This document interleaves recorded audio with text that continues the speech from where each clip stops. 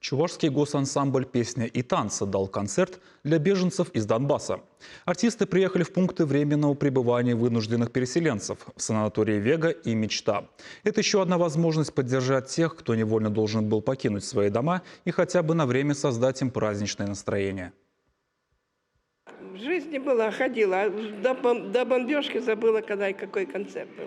Валентина Макарова приехала в Чувашу из Мариуполя в начале апреля и потихоньку привыкает к мирной жизни. Незнакомые, но мелодичные песни, красивые танцы завораживают и хоть на время дают забыть о пережитом ужасе. Рассказывает, квартира попала под обстрелы, ей чудом удалось спастись. Временным пристанищем для нее стали 3 подвала и купол церкви. В сентябре Валентине Ефимовне исполнится 83 года. Она надеется встретить день рождения в кругу родных. Связь с ними потеряна больше 1,5 месяцев назад.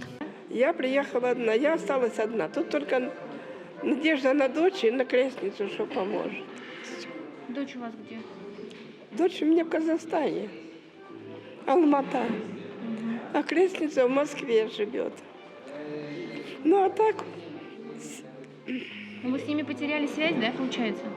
Да, у меня все загорело, ни телефона, ничего нету. То есть они не знают, что вы здесь? Никто не знает.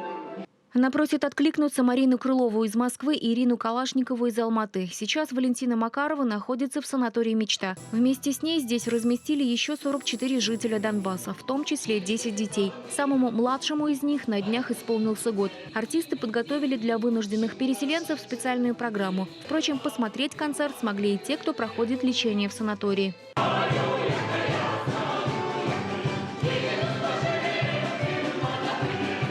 Академический ансамбль был создан без малого 100 лет назад. В репертуаре песни чувашских композиторов, фольклорные произведения, национальные и современные танцы. Артисты хора и балета, музыкальный оркестр исполнили полюбившиеся зрителям номера. Это чувашские песни и танцы, а также композиции военных лет.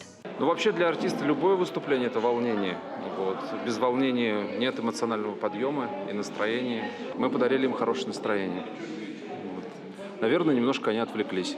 Между тем, для артиста госансамбля Александра Возякова это и личная боль. На Украине у него осталась пожилая родственница, которая из-за болезни не может передвигаться. Остается только верить, что все образуется, и главное – не быть равнодушными к чужой беде.